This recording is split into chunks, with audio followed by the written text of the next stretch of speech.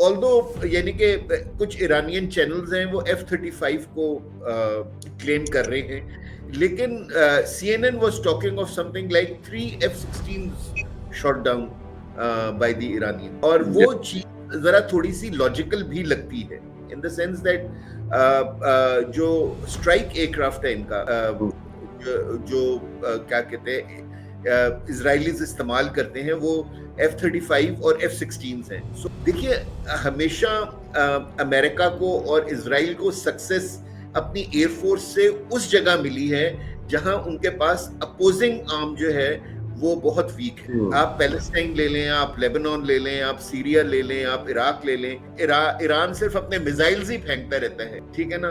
3-4 दिन के बाद Israel will be the one जो एग्जॉशन लेवल के ऊपर पहुंच जाएगा, उनके मिसाइल खत्म हो जाएंगे and then Iran will have it. Watch Federal post,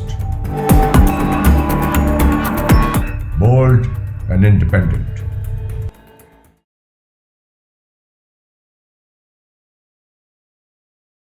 अस्सलाम वालेकुम, वेलकम टू टॉकिंग पॉलिटिक्स। मैं हूं हसन जफर। हमारे साथ हैं former air marshal of Pakistan air force जनाब Saeed Khan sahab. Sir, thank you so much for giving us time once more. बहुत शुक्रिया Hasan for inviting again. Sir, खबरें ये आ रही हैं ईरान से कि उन्होंने F-35 शूट डाउन किया है, और अभी ये ईरानी मीडिया क्लेम कर रहा है और ईरानी फोर्सेस भी क्लेम कर रही हैं, and of course Israelis are denying it. और जो इस वक्त ईरान के पास एयर डिफेंस सिस्टम्स हैं, एक तो S-300 है और एक उनके पास उनका अपना इंडिजिनस सिस्टम है which is quite powerful, quite credible, that is Bavar 3732। इसका अपग्रेडेड रडार है और ट्रैकिंग सिस्टम है that enables us to track up to 60 targets simultaneously with the ability to engage 6 of them at the same time। ये उनके पास air defence capability है। कैसे देखते हैं कि ये एक stealth fighter which is top of the line piece of air machinery, तो इसको कैसे आप समझते हैं कि ये शूट डाउन हो सकता है? शूट डाउन तो बिल्कुल हो सकता है, यानी कि जहां भी ह्यूमन एरर या पायलटेबिलिटी एरर आएगा वहां कोई भी चीज एक कॉन्फ्लिक्ट के अंदर शूट डाउन हो सकती है। लेकिन हसन साहब, इस वक्त तक ये जिस तरह कहते हैं ना कि फॉग ऑफ वॉर है इस वक्त, हर दोनों पार्टीज अपने क्लेम्स कर रही हैं, काउंटर क्लेम्स कर रही हैं। एक कुछ वीडियोस भी आई हैं, मैंने जैसे उसमें से एक वीडियो देखी तो वो F-35 तो जहाज नहीं लग रहा था नीचे से, लेकिन वो F-16 लग रहा था, ठीक है ना। अब वो वीडियो कितनी करेक्ट है, ये यानी कि 1-2 दिनों में जब कोई एक साइड जो है वो एविडेंस शो करेगी या मान लेगी कि हाँ जी हमारा ये जहाज गिरा है, तो फिर ये चीज क्लियर होगी। लेकिन मैं खबरें सुन रहा था, I was listening to CNN yesterday, although यानी कि कुछ ईरानियन चैनल्स हैं वो F-35 को क्लेम कर रहे हैं, लेकिन CNN was talking of something like 3 F-16s shot down by the Iranians, और वो चीज जरा थोड़ी सी लॉजिकल भी लगती है इन द सेंस दैट जो स्ट्राइक एयरक्राफ्ट है इनका, जो क्या कहते हैं इजराइलीज इस्तेमाल करते हैं, वो F-35 और F-16 हैं। सो अगर इधर तेहरान और या इर्द गिर्द के इलाकों के ऊपर अगर अटैक्स हो रहे होंगे जहाज से, तो वो तो F-16 या F-35 कर रहे होंगे, और एरियल कवर जो है उनको F-15 दे रहा होगा।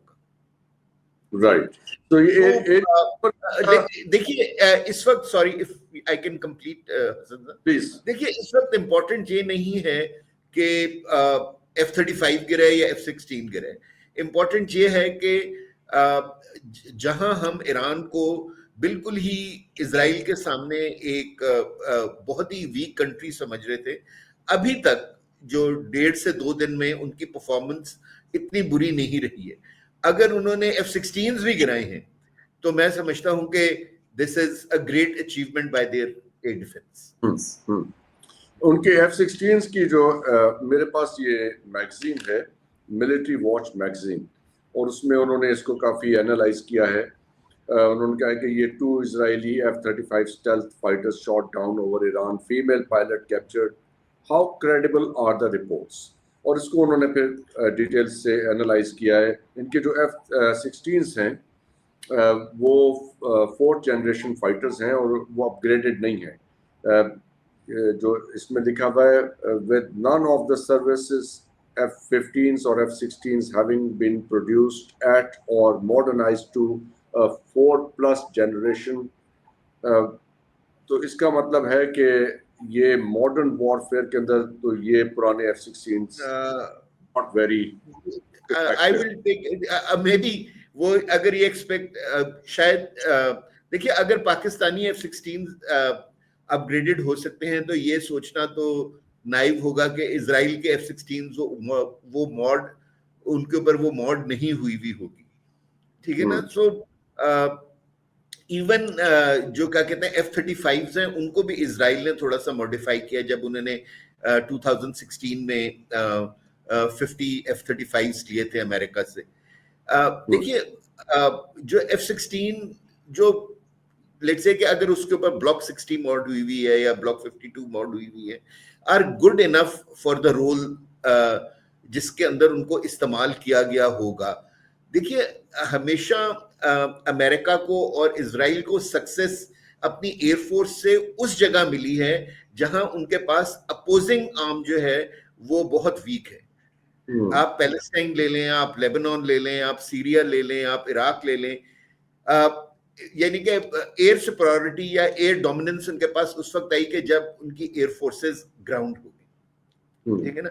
और यही हालत इस वक्त ईरान की है, बिकॉज ये जो अटैकिंग एयरक्राफ्ट हैं इनको एरियल रेजिस्टेंस नहीं मिल रही बाय फाइटर एयरक्राफ्ट, ठीक है ना। तो हमें जो है क्या कहते हैं हमें ये अज्यूम करना चाहिए कि जिस रोल के लिए F-16 इस्तेमाल हो रहे होंगे उनके लिए वो वेल इक्विप्ड है या वो वेल अपग्रेडेड है, ठीक है ना। ना तो they would Israel would not put them into a conflict 1500 miles away from the border, ठीक है ना। और वही मैंने आपसे बात की ना हसन साहब के इररिस्पेक्टिव के F-16 हो या F-35 हो, इजराइल का जहाज गिर जाना ही उसके लिए बाइसे शर्मिंदगी है कि जी के इस तरह की एनवायरनमेंट में भी आपने जहाज गिरवा दिया अपना, ठीक है ना। और अगर F-35 जिस तरह आप कह रहे हैं कि अगर F-35 गिरे ये तो फिर बिल्कुल वही वाली बात हो गई कि जिस तरह हमने 4 राफेल्स गिरा दिए थे तो उसके बाद इंडियंस को समझ में नहीं आ रहा था कि अपनी इज्जत बचाएं या फ्रांस की इज्जत बचाएं।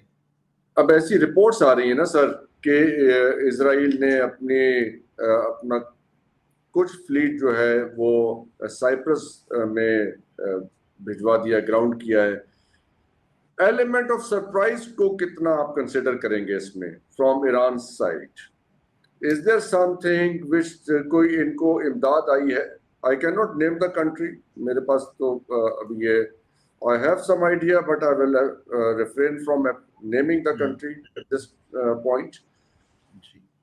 We leave it to the imagination of our audience कि वो खुद ही guess करें।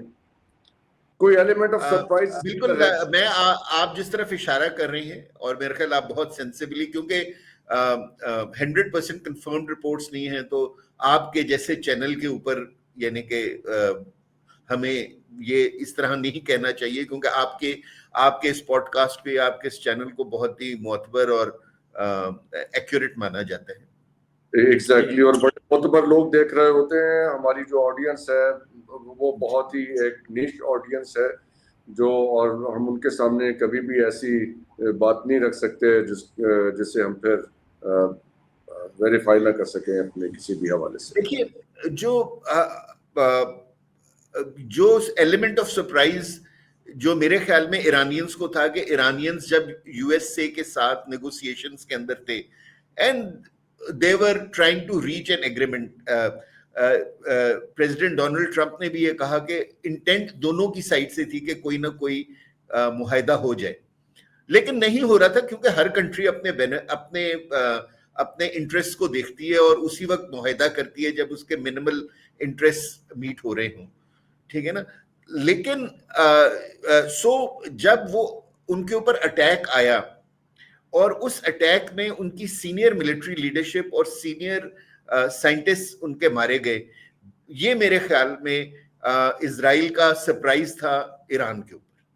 लेकिन जिस तरह हमने अपने पिछले पॉडकास्ट में भी बात की थी, जो ज्यादातर मुझे ये लगता है कि जो ये लीडरशिप मारी गई है, ये एरियल अटैक से नहीं मारी गई है, ये एक इनसाइड जॉब ऑफ मोसाद था, जैसे उन्होंने इस्माइल हानिया के केस में किया था कि they might have position some explosives और drones you know in the close by vicinity, और उन्होंने क्या कहते हैं इंटेलिजेंस की बेसिस के ऊपर वो खिड़की, वो फ्लैट, उसको हिट किया और उसको उन्होंने डिस्ट्रॉय किया।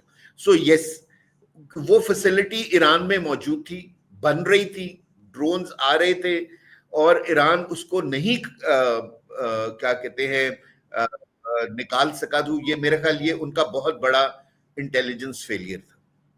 लेकिन ये जो अटैक है, इसके बाद जब हमने कोई तकरीबन 12 घंटे का एक लल पीरियड देखा, जिसके अंदर जो ईरान की नई मिलिट्री लीडरशिप थी वो टेक ओवर कर रही थी, और क्या कहते हैं वो अपने प्लान्स को अप्रूव करवा रही होगी from the government of Iran, ठीक है ना। तो लेकिन और उसके बाद जो उन्होंने कल रात को अटैक किया है, मेरे नजदीक इट इज प्रिटी इम्प्रेसिव, ठीक है ना। कि हम हमारे ख्याल में जो इजराइल का के गिर्द जो एंटी बैलिस्टिक मिसाइल सिस्टम था, और वो कुछ 4 मेजर सिस्टम्स हैं, including Iron Dome, including Arrow, including David Sling, जो ये बड़े अच्छे सिस्टम्स हैं।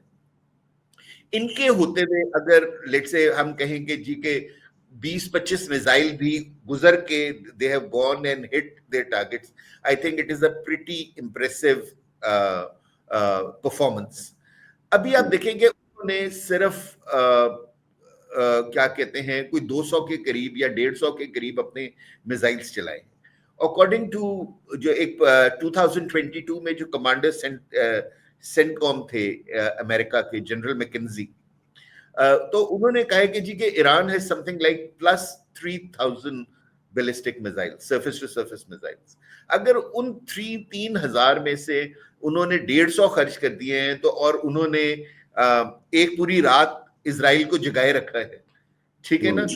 आप सोचें कि 3,000 मिसाइल्स को करने के लिए वो कितनी रातें लगेंगी, और कितने मिसाइल्स इजराइल फायर करेगा अपने आयरन डोम के वो उनको रोक सकेंगे।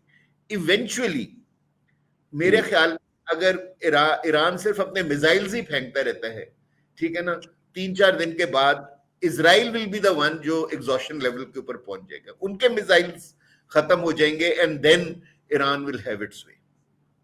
Yes, and then how will they handle? अभी जो ये कह रहे हैं, अगर मैं I was just going through the inventory of Iran's यानी एसएसएम्स, और उनके पास माशाल्लाह उन्होंने क्या कहते हैं कोई 1,500 से लेके 5,000 किलोमीटर तक की एक बड़ी रेंज बनाई हुई है। Both solid and liquid propellant हैं, सारे मिसाइल्स ऑपरेशनल हैं। और अभी जैसे आज अभी मेरे ख्याल ईरान की तरफ से एक धमकी आई है कि हम अपना मिसाइल खैबर शिकन इस्तेमाल करेंगे, ठीक है ना। और खैबर बारे में बताएं, what is special about that Khyber missile? Khyber missile is that it is very accurate, it is very high speed, ठीक है ना। एंड एक आर्टिकल में लिखा हुआ था कि it can deploy multiple warheads once it enters into its terminal phase, thereby defeating the ground defense. Right. और पेलोड बहुत ये अच्छा लेके जा सकता है काफी। असल में तो पेलोड एसएसएम्स की यही तो एक खूबसूरती है कि वो पेलोड कोई भी लेके जा सकते हैं, ठीक है ना। They can take normal general purpose payload, और they can take a nuclear payload, ठीक है ना। यही उनकी यानी कि अडेप्टेबिलिटी। मुझे somehow the other हसन साहब यानी कि ये लग रहा है कि इजराइल ना चाहते हुए भी मे बी जो है ना क्या कहते हैं ईरान को फोर्स कर रहे हैं कि Iran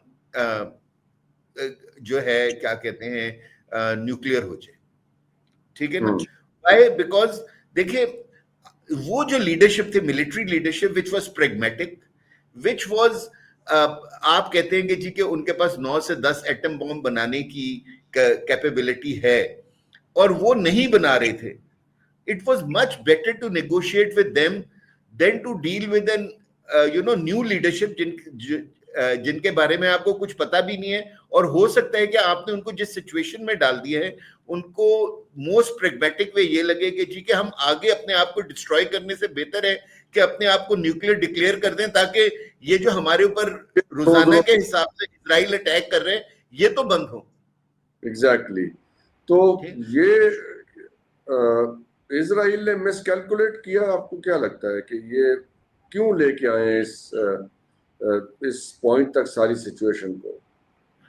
I think they did not, अभी तक जो रिस्पॉन्स था, आई थिंक इजराइल ये रिस्पॉन्स एक्सपेक्ट नहीं कर रहा था, और वो ये एक्सपेक्ट कर रहा था कि हम अपने पहले अटैक में ही जो है ना हम अपना ऑब्जेक्टिव अचीव कर लेंगे।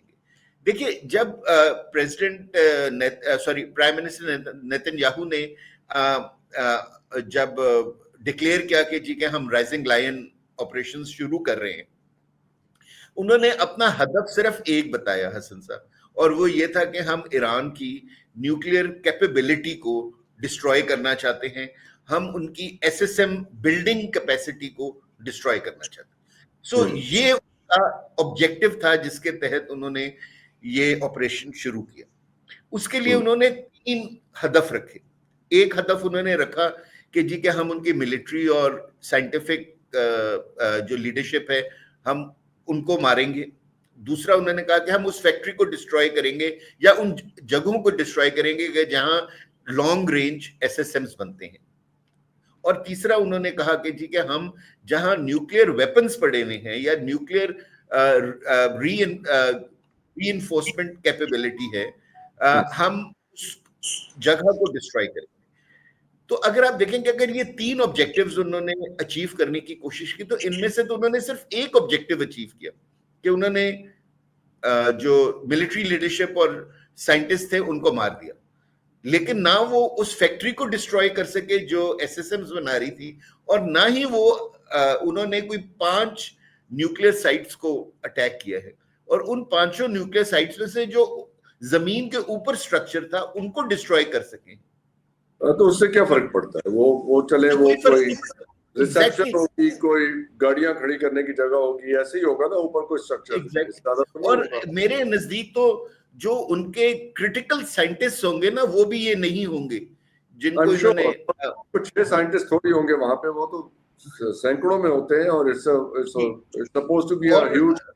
यस, और इन्होंने जो साइंटिस्ट है ना वो जो ऊपर वाली बिल्डिंग्स में जो अपने काम कर रहे होंगे वो लोग मरे हैं, ठीक है ना, लेकिन सॉरी शहीद हुए जो, लेकिन जो उनके क्रिटिकल साइंटिस्ट होंगे वो तो जहां उनकी यानी कि ये यूरेनियम एनरिच यूरेनियम होगा उस जगह मौजूद होंगे, ठीक है ना। और अभी दे वुड बी प्लानिंग, अब देख मुझे ये लग रहा है कि ना कि क्योंकि ये हाथ यानी कि अमेरिकन और इजरायलीज शायद गलत हाथ खेल गए हैं, और वो जो है ना अब मजबूर कर रहे हैं ईरान को कि जी के क्या कहते हैं कि आप न्यूक्लियर हो जाए। आयतुल्लाह खamenei और ये मिलिट्री लीडरशिप थी, ये बड़ी प्रेगमेटिक थी, और उन्होंने कहा था कि जी हम बना सकते हैं लेकिन हम नहीं बना रहे। इसको जरा एक और जरा स्ट्रेटेजिक एंगल से देखिए कि बड़ी अनइक्विवोकली कॉन्डेमनेशन आई है रशिया और चाइना से। रशिया ने भी कहा है कि ये इजराइल ने रेड लाइन क्रॉस की है। चाइनीज एम्बेसडर जो वहाँ यूनाइटेड नेशंस में है उनकी भी आपने सुनी है कि उन्होंने भी कहा है कि ये रेड लाइन क्रॉस की है इजराइल ने और ये नहीं होगा। हमने ये भी देखा कि अब से कुछ 2 हफ्ते पहले चाइनीज ने वहाँ गजा में वो खुराक की एड भिजवाई। So that was also a signal के don't go beyond this point. तो ये भी इनके लिए सरप्राइज है इजराइलीज के लिए कि इतनी ओपन डिप्लोमेटिक सपोर्ट रशिया और चाइना से इन्हें मिली है। So is that also an indication that some kind of block is taking shape in this region? जी बिल्कुल हसन साहब, आई एग्री विद यू. देखिए लोग एक्सपेक्ट कर रहे थे कि मुस्लिम वर्ल्ड जिस तरह बाइफरकेटेड है, शायद एक आवाज यानी कि यक आवाज हो के हम ना हो सकें, बोल सकें. लेकिन देखिए जो सबसे पहले स्टेटमेंट्स आई हैं वो किन की तरफ से आई हैं? सऊदी अरेबिया की तरफ से, यूएई की तरफ से, कतर की तरफ से, पाकिस्तान की तरफ से. ठीक है ना? Yeah. और इसी तरह चाइना और रशिया ने बहुत unequivocally, it was very interesting to listen to all these speakers at the Security Council meeting yesterday, although बड़ी रात को लेट हो रही थी, कोई 3-3:30 बजे हो रही थी, but it was really very interesting to listen to them. और लेकिन मुझे जो सबसे ज्यादा हैरानी हो रही थी कि देखिए जो वहां इंटरनेशनल एटॉमिक एनर्जी के जो रिप्रेजेंटेटिव बात कर रहे थे, सबसे बड़ा गुनाह जो इजराइल ने किया है कि देखिए एज पर जेनेवा कन्वेंशन आप जो हैं क्या कहते हैं, न्यूक्लियर रिएक्टर्स को हिट नहीं कर सकते because they are not military target. And god forbid वहां से तापकारी हो जाए तो सिर्फ यानी कि जो आपका एनिमी है वही डिस्ट्रॉय नहीं होगा, लाखों लोग ना सिर्फ उस मुल्क के बल्कि जो उसके साथ वाले मुमालिक हैं वो भी अफेक्ट हो जाएंगे. So it is not allowed. जी, जिस तरह हम डैम्स को तबाह नहीं कर सकते, हम ग्रिड स्टेशंस को तबाह नहीं कर सकते, इस तरह हम न्यूक्लियर रिएक्टर्स को तबाह नहीं कर सकते. ठीक है ना? और उसके ऊपर वो यानी कि वो बंदा बोला ही नहीं. ठीक है ना? वो यही बात करता था कि जी कि हमें इजाजत देंगे जी कि हम अपने इंस्पेक्टर्स के साथ और बंदे उधर भेजे ताकि हम देखेंगे ईरान ये ना करे, ईरान वो ना करे. और जो गुनाह इजराइल कर रहा था उसके बारे में वो बोला ही नहीं. इस तरह करने से मेरे ख्याल में अब I think the West must understand that they are losing their standing among the committee of the nations. देखिए लोग बेवकूफ नहीं है, खामोश हो सकते हैं, खामोश रह सकते हैं, लेकिन हर कोई समझता है कि जी कि ये देखें कि यही इंस्टीट्यूशंस है. अगर कल ईरान ने उनके न्यूक्लियर रिएक्टर के इजराइल के न्यूक्लियर रिएक्टर को तबाह करने की कोशिश की होती तो क्या दुनिया में क़यामत आ चुकी होती अभी तक. सर कल उन्होंने हिट किया ना ये इनका क्या डेमोना न्यूक्लियर रिएक्टर जो है तल अवीव में, वहां पे इन्होंने स्ट्राइक किया है ईरान ने, इनके मिसाइल ने वहां पे उस साइट के ऊपर. So it was tit for tat. तो देखिए वो उसके बाद किया ना, उनके अटैक के बाद किया. एग्जैक्टली. जब आप एक ऐसा वो खोल रहे हैं एरिया ऑफ एट्रिशन के जो क्या कहते हैं अलाउड नहीं है internationally, and it is against all moral and ethical reasoning of warfare. ठीक है ना? आप इस तरह नहीं कर सकते. जैसे कल हमारे और इंडिया का कोई कॉन्फ्लिक्ट दोबारा और हम जाके डैम्स को मारना शुरू हो जाए, ठीक है, या हम ग्रिड स्टेशंस को मारना शुरू हो जाए, ये अलाउड नहीं है. और अगर इंडिया हमारे करता है तो हम then we have all the rights to do it. Iran ने अटैक किया तो ईरान ने वायलेट नहीं किया, उन्होंने they use their right of यानी कि वो राइट ऑफ डिफेंस या राइट टू रिस्पॉन्ड को उन्होंने यूटिलाइज किया. लेकिन डिस्प्यूटेड टेरिटरी में तो डैम को हिट किया जा सकता है ना, वो यानी कि if that territory is disputed वो एक दूसरी चीज है.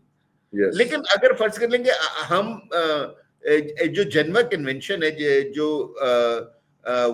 आपको वॉर्स के अंदर डूज एंड डोंट्स देती है, ठीक है ना, उसके अंदर बड़ा क्लियरली रिटर्न है कि जी कि आप इस तरह के टारगेट्स को हिट नहीं कर सकते because they are not military targets. One, number two, उनकी डिस्ट्रक्शन के effects are far greater than the battlefield.